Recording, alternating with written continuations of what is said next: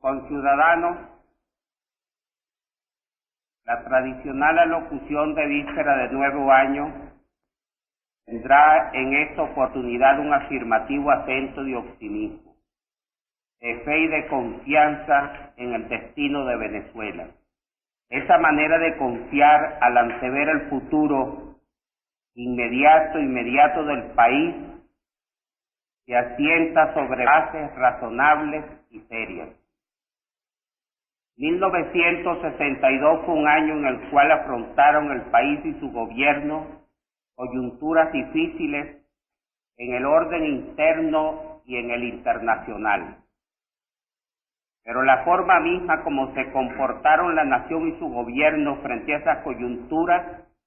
es asidero justificativo de esa cabal confianza con que avisoro, más en mi raigal condición de venezolano que en la transitoria de presidente de la República, el presente y el futuro de la nación. Hubo de confrontarse dos serios intentos sediciosos para derrocar al gobierno constitucional, en ambas oportunidades coludidos unos pocos elementos desorbitados de las Fuerzas Armadas con sectores de la extrema izquierda antivenezolana. En ambas oportunidades el país repudió, con claras y enérgicas formas para manifestar ese repudio a los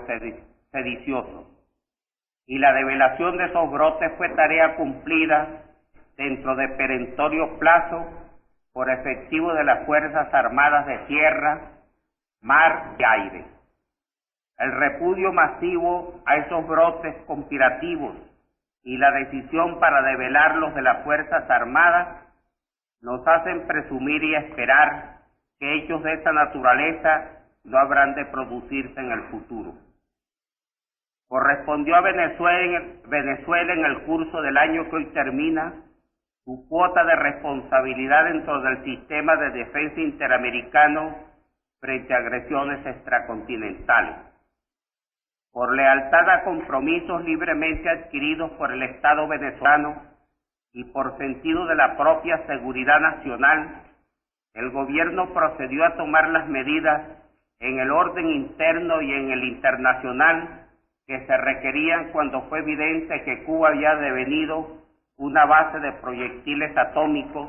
colocados por la Unión Soviética dentro del continente americano. Es bien conocido del país el riesgo en que se estuvo de que estallase un conflicto bélico de continentes fue evitado por el retiro que hizo la Unión Soviética de las armas nucleares y de los aviones capaces de transportarlas que habían ubicado en Cuba. El gobierno de Venezuela, que profesa y defiende la tesis de que a todo trance debe evitarse una tercera guerra mundial, cuyas características devastadoras son imprevisibles por el poder mortífero de las armas nucleares, se siente satisfecho de que la dramática crisis del Caribe pudiera ser resuelta en términos satisfactorios con la destacable y valiosa intervención del secretario general de las Naciones Unidas. Pero está también plenamente convencido el gobierno de Venezuela de que procedió dentro de un sentido patriótico de defensa nacional cuando movilizó al país y a sus Fuerzas Armadas en la ya precitada coyuntura. Venezuela no debe olvidar en ningún momento que es uno de los objetivos políticos y militares de la Unión Soviética y de los partidos que sirven a su ambiciosa política de dominación ecuménica mundial. Producimos petróleo y aún en los días de la desintegración del átomo, de la posible utilización de la energía nuclear con fines pacíficos, continúa siendo el más codiciado y necesitado de los combustibles para movilizar los aparatos industriales y bélicos de las grandes potencias. Venezuela tiene que estar plenamente consciente de que no produce bananos, sino petróleo. De cualquiera que sea el gobierno que preside este país, debe mantenerse en un estado de permanente alerta, porque Venezuela es y seguirá siendo una zona operacional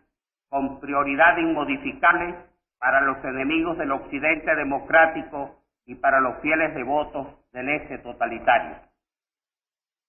Las dificultades de carácter interno e internacional que confrontó el país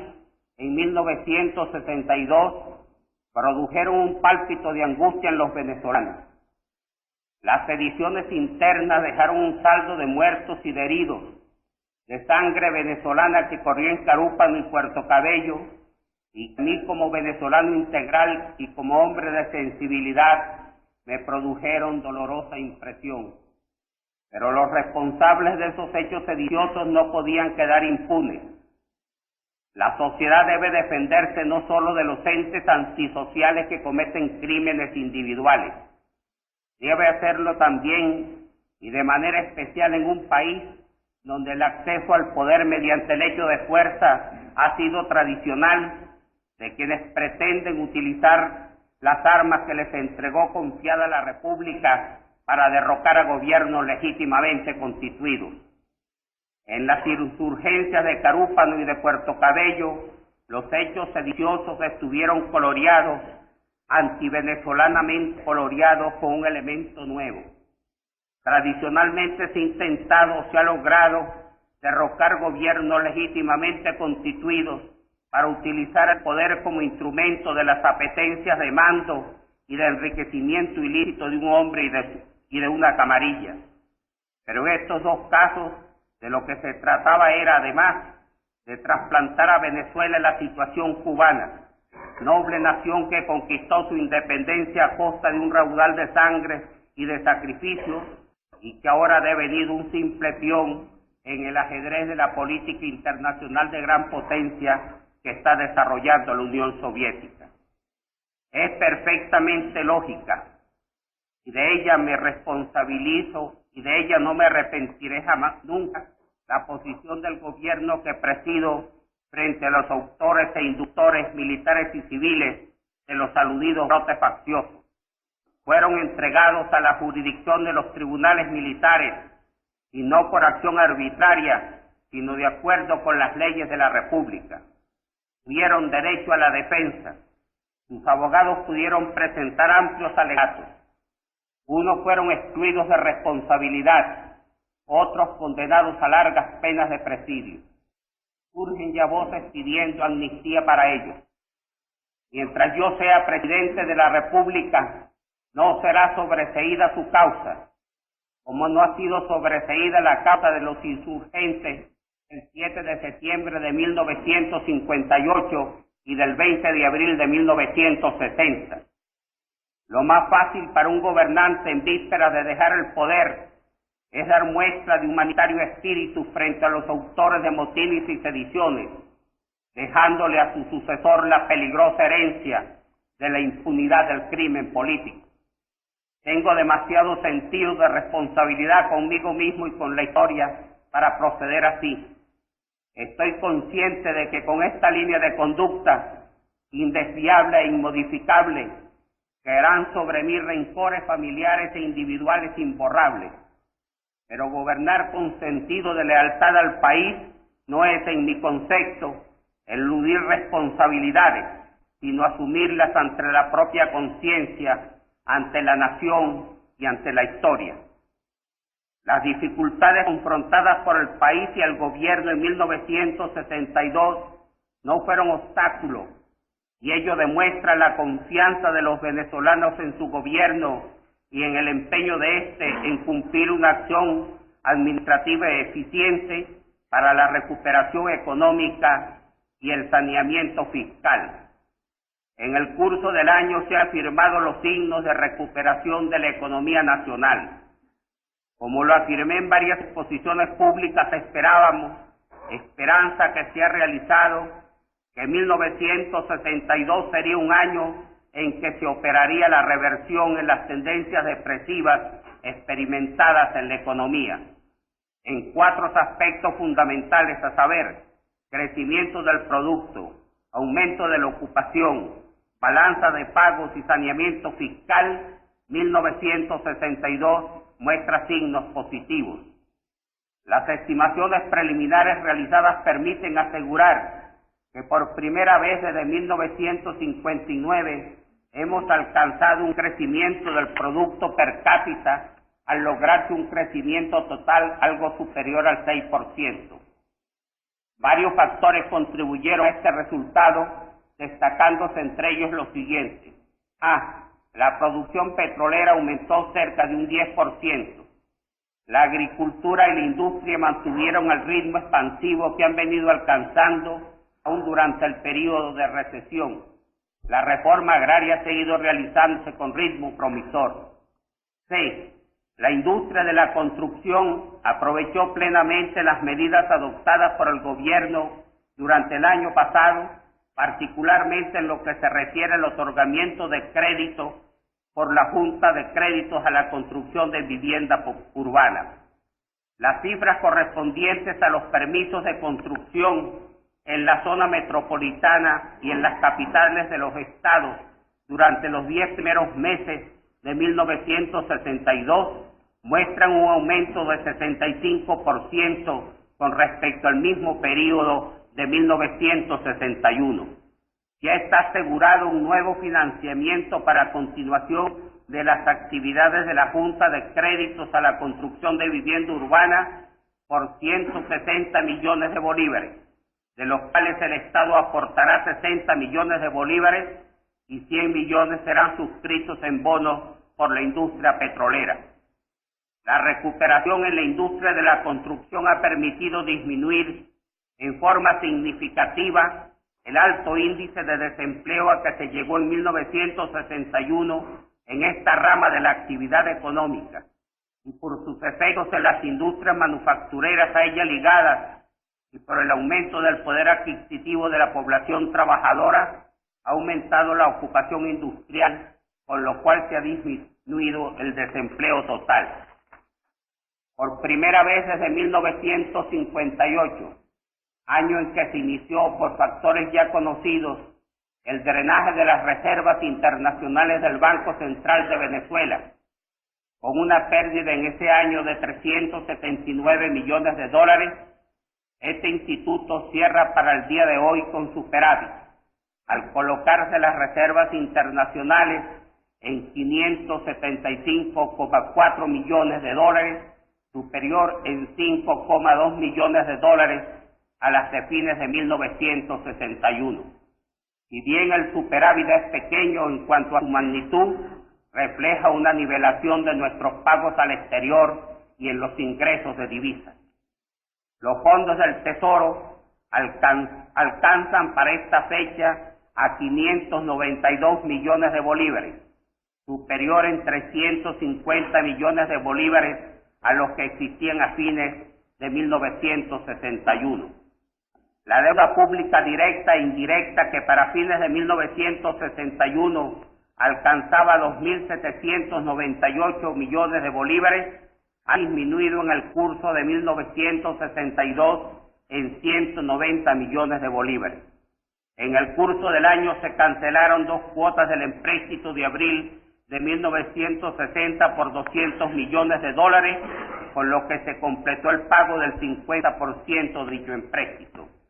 De esta manera no solo se ha logrado la disminución del monto de la deuda pública, sino que como consecuencia de las operaciones de crédito celebradas, se ha modificado su composición en forma tal que los compromisos anuales sean menos onerosos.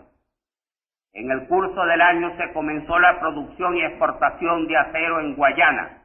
con lo que nuestro mineral de hierro, trabajado con capital venezolano y por obreros venezolanos, lo estamos exportando en condiciones más ventajosas para la economía nacional. En obras de vialidad deben destacarse la construcción del puente sobre el lago y de la carretera de la costa, obras que forman parte de la ruta del Caribe Maracaibo-Guiria. Se iniciará en las primeras semanas del próximo enero la construcción del puente sobre el río Orinoco. En el día de mañana entra en vigencia el presupuesto de ingresos y gastos públicos correspondiente al ejercicio del año próximo, que alcanza la cantidad de 6.225 millones de bolívares, el primer presupuesto sin déficit que en muchos años regirá en Venezuela. Las medidas de saneamiento administrativo que se han venido aplicando han permitido aumentar sustancialmente las partidas destinadas a inversiones y otorgamientos de créditos al sector privado en cerca de 400 millones de bolívares con respecto a 1962. Con las asignaciones previstas en el presupuesto y la utilización de los créditos externos contratados en el curso del año, está asegurado el financiamiento del 90% del total de las inversiones públicas que para el primer año prevé el Plan de la Nación 1963-1966. Este plan, formulado sobre bases realistas y aprovechando la experiencia del Plan de la Nación 1960-1964,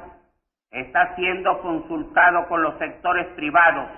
con el doble propósito de utilizar su experiencia y su capacidad en los reajustes que se estimen conveniente introducir y de lograr su indispensable cooperación para asegurar el cumplimiento de los distintos programas que integran el plan y que, en parte muy importante, depende del esfuerzo del sector empresarial y de las organizaciones de trabajadores. De conformidad con los principios establecidos en la Carta de Punta del Este, Venezuela ha presentado al Comité de los 9 expertos previsto en dicho documento el Plan de Desarrollo Económico y Social para el cuatrienio 1963-1966. A principios del año próximo nos visitarán representantes del Comité de los 9 a fin de discutir con representantes del sector público, de los sectores empresariales,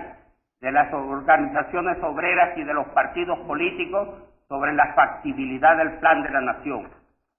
el mejoramiento visible de la situación económica,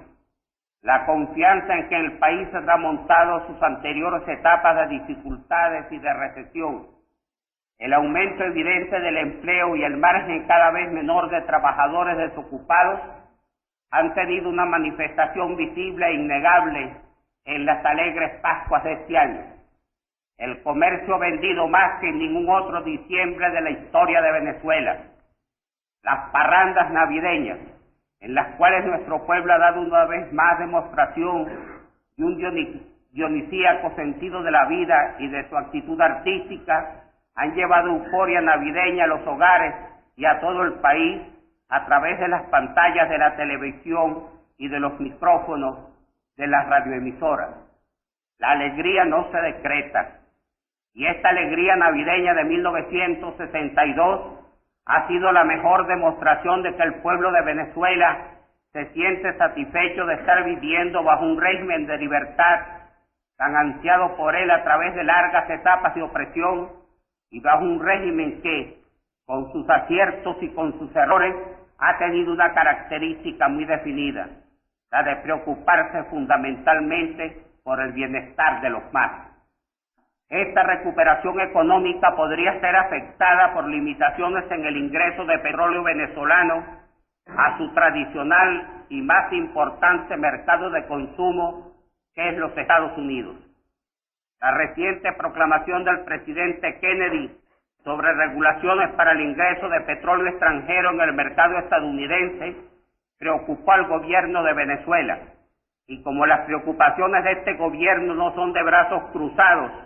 sino que se manifiestan en acciones dinámicas y positivas en defensa de los intereses del país, procedí a comunicarme telefónicamente con el presidente de los Estados Unidos. De esa conversación telefónica surgió la idea del envío a Venezuela de una comisión integrada por su asesor personal en materia petrolera y por altos funcionarios del Ministerio del Interior, al cual corresponde dentro del ordenamiento administrativo de los Estados Unidos lo relativo a la política de combustibles, y a un representante del Departamento de Estado. En las últimas 48 horas he mantenido, junto con altos funcionarios del Gobierno Nacional, largas y clarificadoras deliberaciones con esa comisión, y estoy en capacidad de decirle al país, el cual sabe que no le miento, si bien la reciente proclamación del presidente de los Estados Unidos no afecta en forma sensible la colocación del petróleo venezolano en Estados Unidos, está en vías de lograr y estoy seguro de lograrlo hasta de expirar mi mandato, que no siga pendiendo sobre Venezuela esa especie de espada de Damocles de lo que unilateralmente se resuelva en la Casa Blanca con respecto a la colocación del petróleo crudo y residual venezolano en los mercados estadounidenses. Aspiro y tengo razones para ser optimista al hacer esta afirmación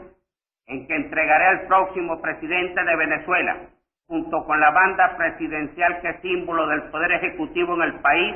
la seguridad de que ya no más estará la nación en cada semestre preocupada por el alcance y sentido de la proclamación del presidente de los Estados Unidos relacionada con las exportaciones de nuestros petróleos hacia el mercado estadounidense. Debo decir que hay comprensión de parte del presidente Kennedy y de su gobierno con respecto a los puntos de vista muy claros y muy enérgicamente planteados por el gobierno que presido. Están conscientes en la Casa Blanca de que si este gobierno está ubicado en el campo de Occidente y tiene una definida, confesa y militante posición frente al hecho soviético, defiende antes que todo y primero que todo los intereses de Venezuela como nación. En el año que hoy termina parece haber culminado con éxito la acción conducida por el gobierno de Venezuela ante los tribunales de Estados Unidos, de acuerdo con un tratado internacional suscrito en 1922 contra el dictador derrocado el 23 de enero de 1958. De lograrse su extradición, será juzgado por la Corte Suprema de Justicia.